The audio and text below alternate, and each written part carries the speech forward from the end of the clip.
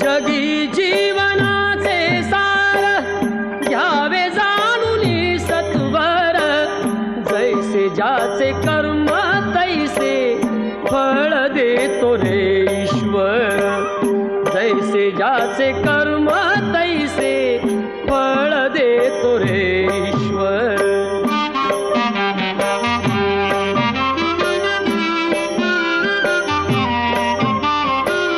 क्षणिक सुखासाठी अपुऱ्या कुणी होतो